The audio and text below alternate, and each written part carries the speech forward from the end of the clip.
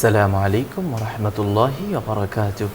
ইন্নাল হামদুলিল্লাহ ওয়াস সালাতু ওয়াস সালামু আলা রাসূলিল্লাহ ওয়া বা'দ। সম্মানিত দর্শক শ্রোতা, কাছে দূরে, দেশে কিংবা প্রবাসে যে যেখান থেকে আমাদের দেখছেন শুনছেন, সবাইকে জানাই আন্তরিক মোবারকবাদ। আশা করছি আল্লাহ রাব্বুল আলামিনের মেহেরবানিতে ভালো আছেন। আমরা দোয়া করি রব্বুল আলামিন আমাদের জীবনকে উত্তরোত্তর উন্নতি এবং সমৃদ্ধি দিয়ে আমাদের জীবনকে ভরপুর করে দিন। প্রিয় দর্শক শ্রোতা, আপনারা জানেন এই অনুষ্ঠানে কোরআন সুন্নাহর আলোকে আলোকিত জীবন গড়ার নির্দেশনা দেয়া হয়। নির্দেশনা দেন দেশের প্রাজ্ঞ অভিজ্ঞ ইসলামিক স্কলাররা। সেই ধারাবাহিকতায় আজও আমরা আমন্ত্রণ জানিয়েছি দেশের একজন বিশিষ্ট ইসলামী চিন্তাবিদকে। আজ আমাদের সঙ্গে যোগ দিয়েছেন জামিয়া ইকরা বাংলাদেশের সম্মানিত প্রিন্সিপাল এবং সার্কিট হাউস জামে মসজিদ কাকরাইলের সম্মানিত খতিব শেখ আরিফউদ্দিন মারুফ। আসসালামু আলাইকুম ওয়া রাহমাতুল্লাহি ওয়া বারাকাতুহু। ওয়া আলাইকুম আসসালাম ওয়া রাহমাতুল্লাহি ওয়া বারাকাতুহু। মুহতারাম, কেমন আছেন? আলহামদুলিল্লাহ, আপনি ভালো আছেন? আলহামদুলিল্লাহ, জাযাকাল্লাহ। প্রিয় দর্শক শ্রোতা, আজ আমরা যে বিষয়ে আপনাদের সামনে আলোচনা করতে চাই সেটি হলো মাহে রমাদান ও কোরআনের দাবি। মাহে রমাদানের সঙ্গে পবিত্র কোরআনুল কারীমের সম্পর্ক ওতপ্রোতভাবে জড়িত। আপনারা জানেন যে মাহে রমাদানের মধ্যেই আল্লাহ রাব্বুল আলামিন এই কোরআনকে নাজিল করেছেন। তাই মাহে রমাদান যেভাবে সিয়াম সাধনার মাস, ঠিক তেমনি এটি হলো কোরআন তেলাওয়াতের মাস। কিন্তু আমরা কিভাবে কোরআন তেলাওয়াত করব এবং কোরআন আমাদের কাছে কি চায়, কিভাবে কোরআনকে পড়া উচিত এবং কিভাবে কোরআনময় জীবন গড়া উচিত, এ বিষয়ে আমাদের জানা থাকা দরকার। তাই খুবই গুরুত্বপূর্ণ এবং জীবন ঘনিষ্ঠ এ বিষয়ে আজ আমরা আলোকপাত করব।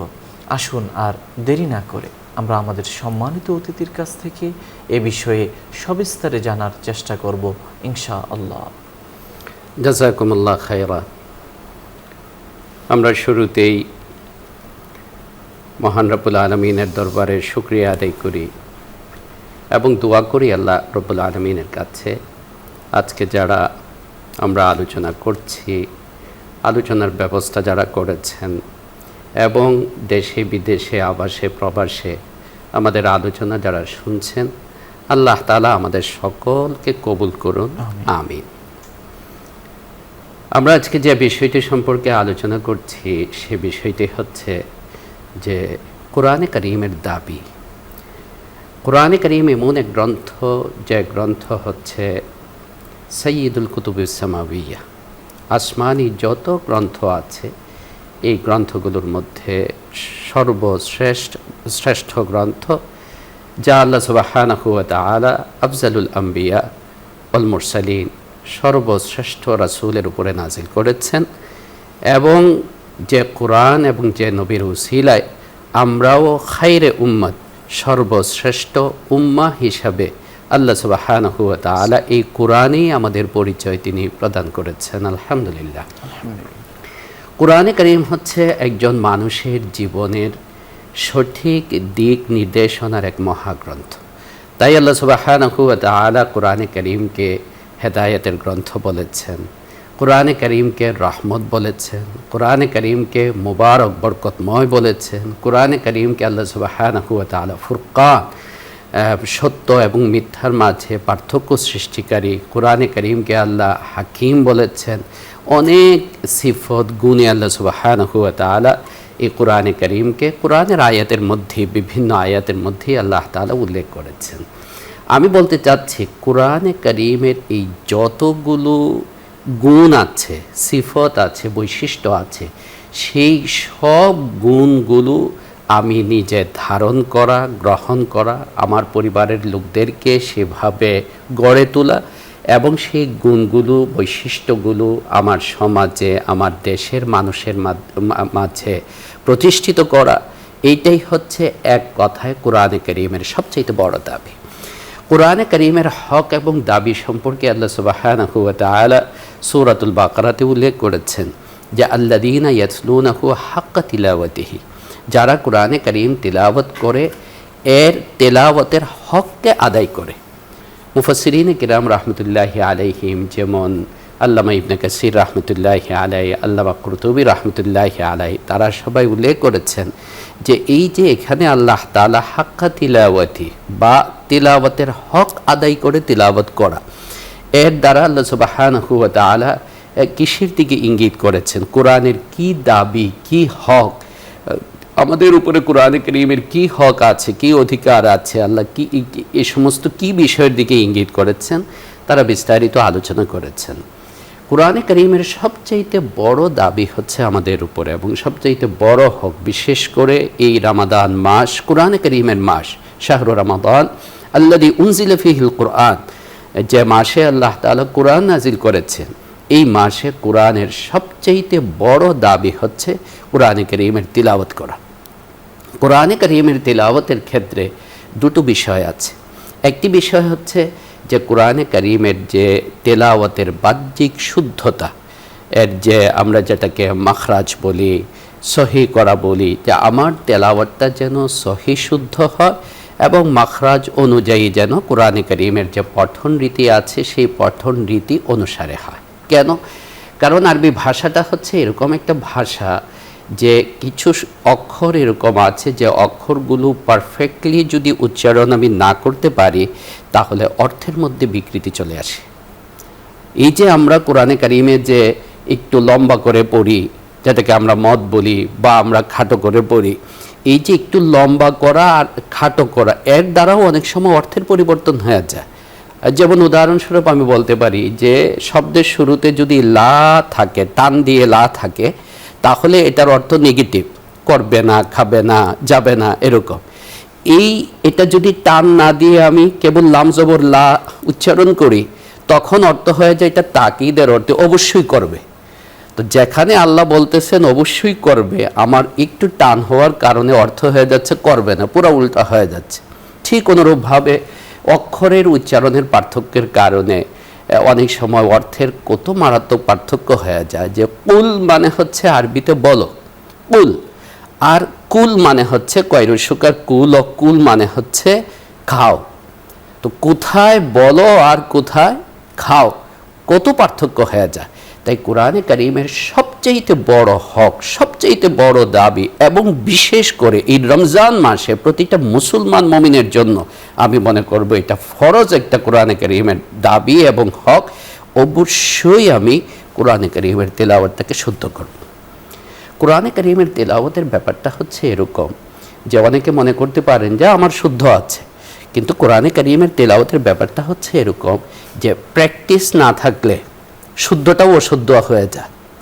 আর যত বেশি প্র্যাকটিস করা যায়, যত বেশি তেলাওয়াত করা হবে, তত বেশি আমার তেলাওয়াতের মধ্যে সাবলীলতা আসবে, শব্দের উচ্চারণগুলি আমার তত সহজভাবে হবে। দ্বিতীয় নম্বর হচ্ছে কোরআনে কারীমের বড় দাবি এবং কোরআনে কারীমের আমাদের উপরে কোরআনে কারীমের হক, সেটা হচ্ছে যে আমার তেলাওয়াতটা, যেটা আমি পাঠ করছি, তেলাওয়াত করছি, সেটার মিনিং, সেটার মর্ম, সেটার যে ব্যাখ্যা আছে, সেটাও যেন আমি বুঝার চেষ্টা করি। দেখুন আল্লাহ সুবহানাহু ওয়া তাআলা আজকাল কত সহজ করে দিয়েছেন আমাদেরকে, যে বিভিন্ন তাফসীরের গ্রন্থ বাংলাতে অনুদিত হচ্ছে, ইংরেজিতে অনুদিত হচ্ছে। অবশ্যই এক্ষেত্রে খেয়াল রাখতে হবে যে নির্বাচনটা যেন কোনো একজন স্কলার, কোনো একজন কোরআনের সাথে সম্পর্ক, কোরআনের তাফসীরের সাথে সম্পর্ক আছে এরকম একজন আলেম দ্বারা যেন হয়।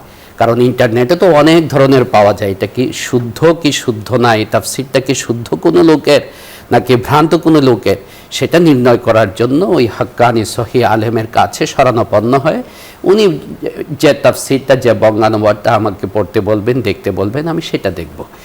আমি যে অংশটুকু তিলাওয়াত করব, এই অংশটুকুর আমি বাংলাটাও, অনুবাদটা, তর্জমাটা, তাফসীরটাও আমি দেখে নেব। দেখবেন আমার ঈমানের মধ্যে যে কি বাড়বে, বৃদ্ধি পাবে। আল্লাহ তাআলা কোরআনে কারীমের বৈশিষ্ট্য তো এই কথা বলেছেন কোরআনে কারীমের মধ্যে, যে যখন ওয়াইদা তুলিয়াত আলাইহিম আয়াতুহু যাদাতহুম ঈমানা, যখন কোরআনে কারীমের আয়াত তাদের সামনে তিলাওয়াত করা হয় তখন তাদের ঈমান বৃদ্ধি পায়, ঈমান বাড়ে। তো আমি যদি নাই বুঝি তাহলে আমার হৃদয়ে সেই আসর, সেই প্রভাব আসবে কেমন করে? আল্লাহ তাআলা কোরআনে কারীমের বহু আয়াতে এভাবে বলেছেন, আফালা ইয়াতাদাব্বারুনাল কুরআন, তারা কেন কোরআনের মিনিং, কোরআনের ব্যাখ্যা, কোরআনের তাফসীর নিয়ে তারা চিন্তা ফিকির করছে না? এই আয়াত আল্লাহ সুবহানাহু ওয়া তাআলা এক জায়গায় না, বহু জায়গায় এরকম আল্লাহ তাআলা আমাদেরকে দাওয়াত দিয়েছে যে আমরা যেন কোরআনের অর্থ বুঝি। তাই কোরআনের শব্দের শুদ্ধতার পাশাপাশি, অক্ষরের শুদ্ধতার পাশাপাশি আমি চেষ্টা করা যেন এটা বুঝি। কোরআনে কারীমের বড় হকের মধ্যে বিশেষ করে রমজান মাসে নামাজে কোরআনে কারীম তেলাওয়াত করা এবং নামাজে কোরআনে কারীমের তেলাওয়াত শোনা, এটাও একটা কোরআনে কারীমের দাবি। এটার জন্য আল্লাহ তাআলা আমাদেরকে সুযোগ করে দিয়েছেন। রমজান মাসে ওই যে তারাবির নামাজ আছে, এই তারাবির নামাজের মধ্যে কোরআন খতম হয়, কোরআনে কারীম তিলাওয়াত করা হয়। তাই আমি যেন পারতপক্ষে তারাবির নামাজটা যেন আমার মিস না হয়। তারাবির নামাজটা পড়লে কোরআনে কারীম নামাজের মধ্যে শোনা বা নামাজের মধ্যে খতম করার যে ফজিলতটা, যে হকটা, এটাও আমার আদায় হয়ে যাচ্ছে। চতুর্থ নম্বর হচ্ছে যে কোরআনে কারীম আল্লাহ সুবহানাহু ওয়া তাআলা আমাদের একটা জীবন দর্শন এবং জীবন ব্যবস্থা হিসাবে আমাদেরকে তিনি দিয়েছেন। কোরআনে কারীম এমন কোনো গ্রন্থ না যে এটা বাস আমরা শুধু বুক সেলফে সাজিয়ে রাখবো, আমাদের গাড়িতে সাজিয়ে রাখবো, মাঝে মাঝে মন চাইলে পড়বো, মন চাইলে পড়বো না, এ ধরনের কোনো গ্রন্থ না। কোরআনে কারীম হচ্ছে জীবন ঘনিষ্ঠ, আমাদের বাস্তব জীবনের সাথে সম্পর্কিত একটা গ্রন্থ এবং এই গ্রন্থের যে কথাগুলো সেগুলো হচ্ছে আমাদের কমপ্লিট কোড অফ লাইফ। তাই কোরআনে কারীমের যে আখলাক আছে, কোরআনে কারীমের যে বিধিবিধান আছে, কোরআনে কারীমের যে দিক নির্দেশনা আছে, আমার ভিতরে কিভাবে সেটা প্রতিষ্ঠিত হতে পারে, বাস্তবায়িত হতে পারে, এটাও আমাকে চেষ্টা করতে হবে। রমজান মাসে বিশেষ করে আমার উপরে কোরআনের এই দাবি, কোরআনের রঙে আমি যেন নিজেকে রঙিন করতে পারি। কোরআনের রঙে আমি নিজে যখন রঙিন হব, তখন দ্বিতীয় ধাপে আসবে আমার পরিবার, আমার সমাজ এবং আমার দেশ ও রাষ্ট্র। আমার পরিবারের লোকদেরকেও কোরআনে কারীমের শিক্ষা দেওয়া। এই যে আমরা বললাম, আলোচনা করলাম যে কোরআনের তাফসীর পড়া, আমরা তো ঘরে তালিমের ব্যবস্থা করতে পারি। কোরআনের তালিম যে প্রতিদিন 10 মিনিট হোক, 20 মিনিট হোক, রাতে ডিনারের পরে বা কোনো একটা সময় আমাদের সুবিধা মতো আমরা প্রত্যেক দিন একটা আয়াত, বেশি না, অথবা আমপাড়ার যদি হয় তাহলে একটা সূরা, ছোট সূরা আমরা প্রত্যেক দিন এটার তর্জমা আর তাফসীর বিস্তারিত দরকার নেই, সার সংক্ষেপটা, মূল বিষয়টা কি, আমরা আমাদের ঘরের যারা আছেন তাদেরকে নিয়ে একসঙ্গে বসে আমরা এটা আলোচনা করলাম, তালিম করলাম। এর দ্বারা কোরআনে কারীমের যে আখলাক আছে, আদর্শ আছে, আচরণ চরিত্র আছে, এটা আমাদের মধ্যে যেমন আসবে, আমাদের বাচ্চাদের মধ্যেও আসবে। আর আমাদের বাচ্চারাই তো হচ্ছে আগামী দিনের সমাজ, আগামী দিনের রাষ্ট্র, আগামী দিনের ভবিষ্যৎ। তাই তারা যখন কোরআনিক আখলাকের উপরে, কোরআনের আচরণের উপরে নিজেরা গড়ে উঠবে, আশা করা যায় ইনশাআল্লাহ একটা কোরআনিক সমাজ, একটা সুন্দর আলোকিত সমাজ, আলোকিত দেশ ইনশাআল্লাহ জাতি পাবে। কোরআনে কারীমের আরও যে হক আছে, আরও যে দাবি আছে, এই দাবিগুলির মধ্যে বড় একটা হচ্ছে যে ওই তাহাজ্জুদের নামাজের মধ্যে আল্লাহ তাআলা কোরআনে কারীমের বহু আয়াতের মধ্যে এই প্রশংসা করেছেন আল্লাহ সুবহানাহু ওয়া তাআলা, যে যারা রাতে দাঁড়িয়ে তাহাজ্জুদের নামাজের মধ্যে কোরআনে কারীম তিলাওয়াত করে। আমি হয়তো হাফিজ না হতে পারি, আমার যতটুকু মুখস্থ আছে, যেমন অনেকে পাওয়া যাবে এরকম যাদের সূরা ইয়াসিন মুখস্থ আছে, সূরা মুলক মুখস্থ আছে, আম্মা পাড়ার শেষের যে ছোট সূরাগুলি সেগুলি মুখস্থ আছে, আমি সেগুলোই বারবার তিলাওয়াত করলাম নামাজের মধ্যে, বারবার রিপিট করলাম। এতেও নামাজে দাঁড়িয়ে কোরআনে কারীম তিলাওয়াত করার যে ফজিলত, যে সওয়াব আছে, এটা আমার ইনশাআল্লাহ হাসিল হয়ে যাবে। কোরআনে কারীম আমরা আবারও বলতে চাই আমাদের সকল দর্শক যারা আজকে আলোচনা শুনছেন সবাইকে, যে কোরআনে কারীম আমাদের কমপ্লিট কোড অফ লাইফ। আমাদের জিন্দিগির এমন কোনো ক্ষেত্র নাই, এমন কোনো অঙ্গন নেই যে অঙ্গনে, যে ক্ষেত্রে আল্লাহ সুবহানাহু ওয়া তাআলা কোরআনে কারীমকে আমাদের জন্য আদর্শ হিসাবে করেননি। আল্লাহ রাসূল সাল্লাল্লাহু আলাইহি ওয়াসাল্লাম তার গোটা জিন্দিগিতে তার সব সুন্নাহর মধ্যে এই বিষয়টারই তিনি প্রতিফলিত করেছেন, যে বিষয়টা আম্মা জান আয়েশা রাদিয়াল্লাহু আনহার এক হাদিসের মধ্যে এসেছে, যে এক ব্যক্তি নবীজির আখলাক সম্পর্কে জানতে চেয়েছিলেন, তার চরিত্র, তার আখলাক সম্পর্কে। তখন আম্মা জান আয়েশা রাদিয়াল্লাহু আনহা বলেছিলেন যে আলাস্তা তাকরাউল কুরআন, তুমি কি কোরআন পড়ো না? কানা খুলুকুহুল কোরআন, তার আখলাক, তার আচরণ তো ছিল কোরআন, অর্থাৎ তিনি তো ছিলেন জীবন্ত কোরআন। তাই কোরআনে কারীমের মধ্যে আল্লাহ সুবহানাহু ওয়া তাআলা যে সমস্ত সিফাতের কথা বলেছেন, আখলাকের কথা বলেছেন, বৈশিষ্ট্যের কথা বলেছেন, এগুলো আমরা আলাদা আলাদা করে ধরে ধরে আমরা আলাদা নিজেরা চর্চা করা, নিজেদের পরিবারের মধ্যে আলোচনা করা, বন্ধুবান্ধবদের মধ্যে আলোচনা করা, সমাজের অন্যান্য লোকদের মধ্যেও এই বিষয়গুলো আলোচনা করা। ইনশাআল্লাহ তখন কোরআনে কারীমের যে নূর আল্লাহ তাআলা রেখেছেন, আশা করা যায় বিশেষ করে রমজান মাস কোরআনে কারীমের মাস, কোরআনকে ধারণ করা এবং গ্রহণ করার মাস, সেটা ইনশাআল্লাহ আমরা লাভ করতে পারবো ইনশাআল্লাহ। মোহতারাম, দেখা যায় অনেকের মধ্যে রমাদান হোক, রমাদানের বাহিরে কোরআন বোঝার একটা প্রচেষ্টা, কোরআন অর্থসহ শিখতে চায়, এটার কতটা গুরুত্ব বা এর পদ্ধতিটা কি? নিঃসন্দেহে এটা অতীব গুরুত্বপূর্ণ একটা বিষয়। কারণ আল্লাহ সুবহানাহু ওয়া তাআলা কোরআন নাজিল করেছেন তো বুঝার জন্যে, কেবল তেলাওয়াতের জন্য আল্লাহ তাআলা নাজিল করেন নাই। তবে এখানে আরেকটা বিভ্রান্তি দূর করতে চাই, সেটা হচ্ছে আবার এই কথাও না যে তেলাওয়াত করলে কোনো লাভ নেই।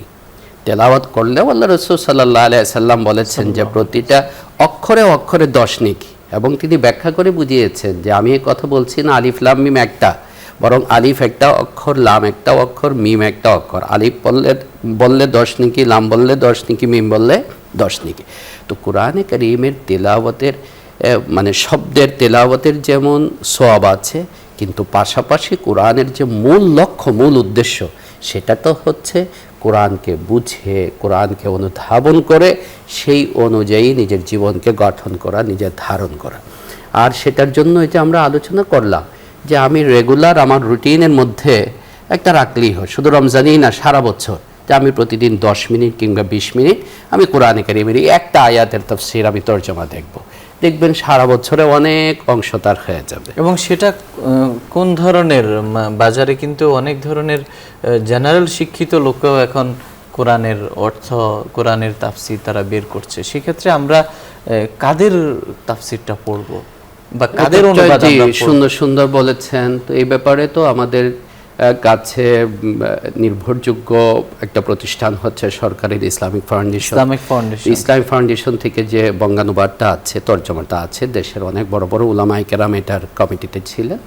তো তর্জমার জন্য আমরা সেটা দেখতে পারি। আর তাফসীরের জন্য এটাও ইসলাম ফাউন্ডেশন থেকে পাবলিশড হয়েছে। আপনার ওই মুফতি মোহাম্মদ শফি সাহেব অনেক বড় একজন আলেম ছিলেন, তাফসীরে মারিফুল কোরআন এটার নাম। এটা উনি লিখেছেনই যারা আলেম নন তাদেরকে সামনে রেখে, সেটা তাফসীর আমরা দেখব।